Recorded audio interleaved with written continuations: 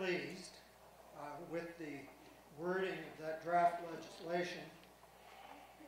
We looked for a law firm with expertise to advise us to make sure of our grounds and our concerns, and we had difficulty finding a law firm very quickly to go over that legislation. But we met with the people in the Nova Scotia government late November, early December. We registered our concerns with Bill 82, and we told them how we would like it changed. The result of that was successful. The moratorium, the bill that was passed in the Nova Scotia legislature just before Christmas 2010 extended the moratorium to 2022. If the government of the day thinks of lifting the moratorium at that time, a public review would be required. There would be no non-commercial seismic testing. And also there's a possibility of a 10-year rollover of the moratorium in 2022. Lessons learned. Governments want and they need oil and gas royalties. That's understandable.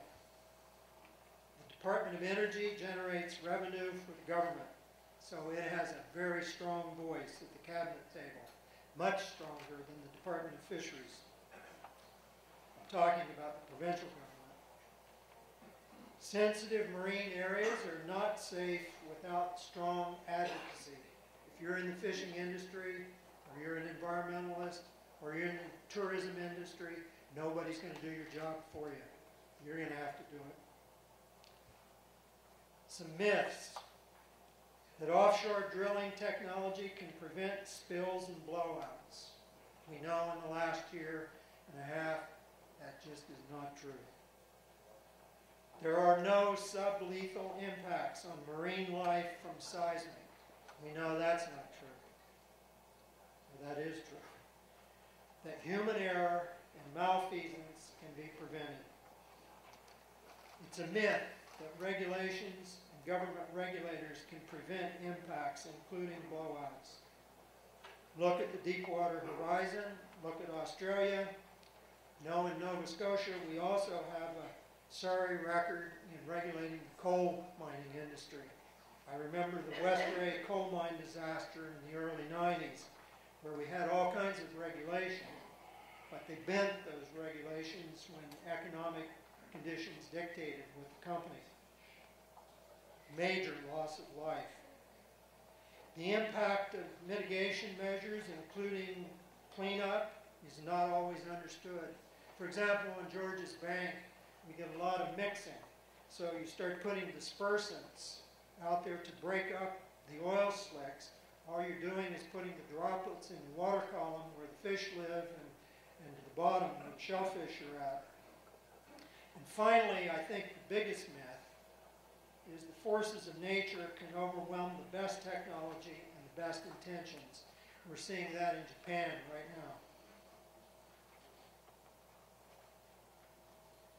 now.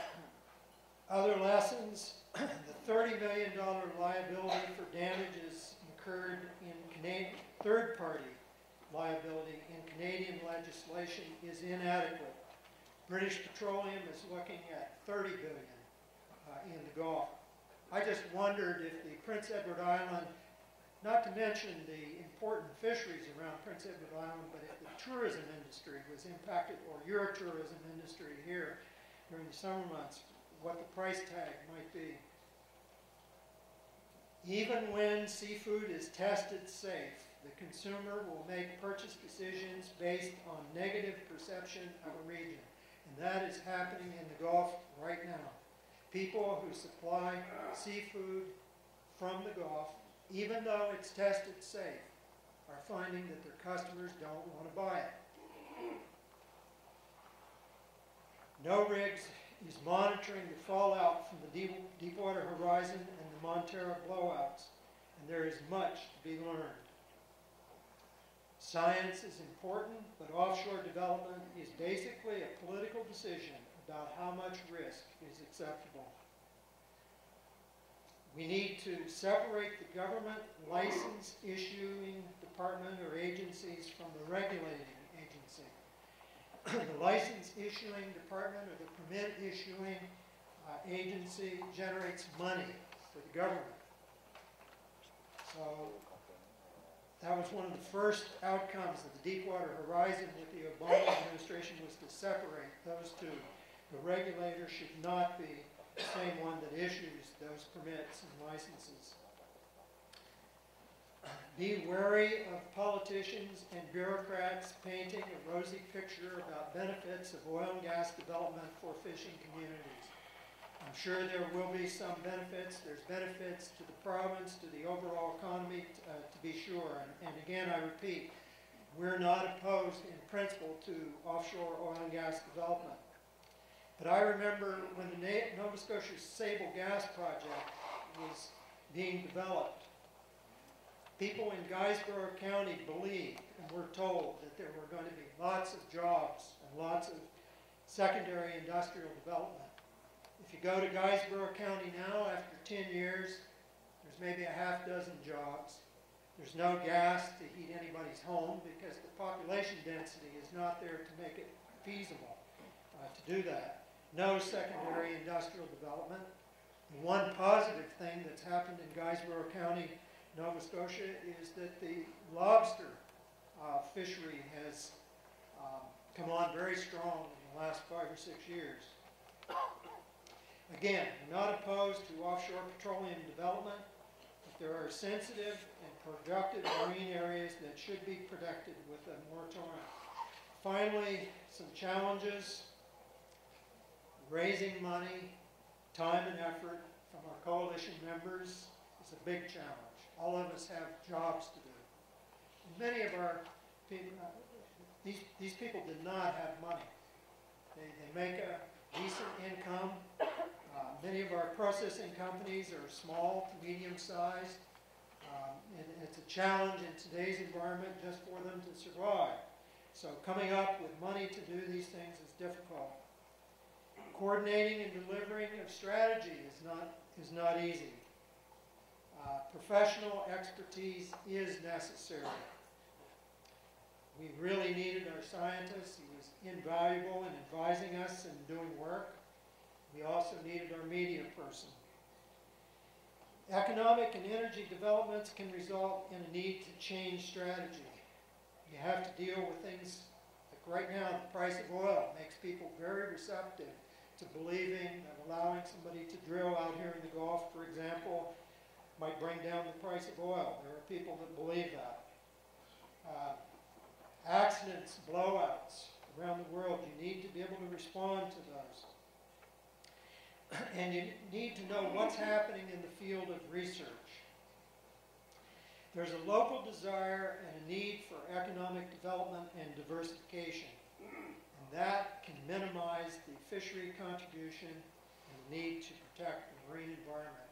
And again, those will not be center stage unless you make them center stage. Thank you.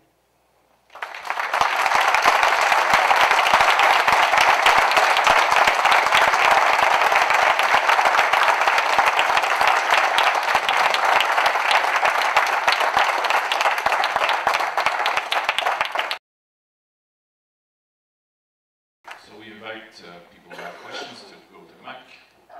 On va prendre quelques minutes pour les questions. Je sais que pour les déplacements, c'est pas évident dans la salle. Donc, on essaie de se déplacer tranquillement. Ça nous donne quand même une quinzaine de minutes pour les questions. Monsieur? Bonjour tout le monde. Raymond Gauthier, Madelino, engagé. Je veux saluer la détermination de M. Morrow et son groupe et saluer la réussite qu'ils ont obtenue, mais après des années et des efforts pour arriver au but. C'est incroyable de voir comment les gens qu'on élit pour défendre nos intérêts, et même ceux qui veulent se faire élire, ont tous la manie d'oublier ce pourquoi ils demandent ou ils sont au pouvoir. Il faut que ça se passe, que ce soit des citoyens comme M. Morrow et tous ces gens-là, qui mettent dans la balance là, leur temps, leurs énergies, et même leurs propres moyens financiers pour faire valoir des intérêts que ceux-là qui sont élus ou qui veulent se faire élire pour les défendre, ces intérêts-là, oublient de le faire. Écoutez, on est tous ici, ces jours-ci, ensemble, toutes les communautés qui entourent le golfe, on est tous ensemble réunis et il faut qu'on se tienne les coudes. On a un bel exemple de réussite. On entend souvent dire « tout est décidé d'avance, ils sont plus forts que nous autres, ils vont le faire pareil ». Ben, je regrette, c'est pas vrai. Et on en a un bel exemple que c'est pas vrai, on peut réussir. Le poète anglais Alexander Pope a écrit « But seas join the regions, they divide ». La mer joint les communautés qu'elle sépare. Ben, je pense qu'il faut se tenir ensemble et c'est comme ça qu'on va réussir. Merci.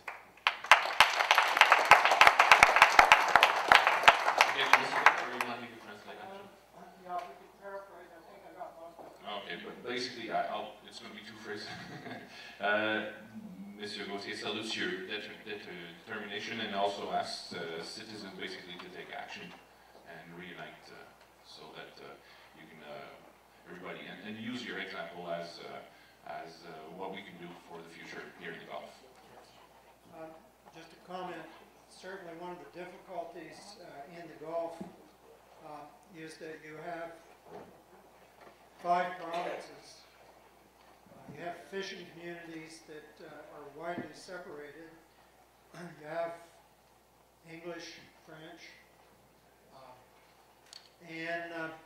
but you know, we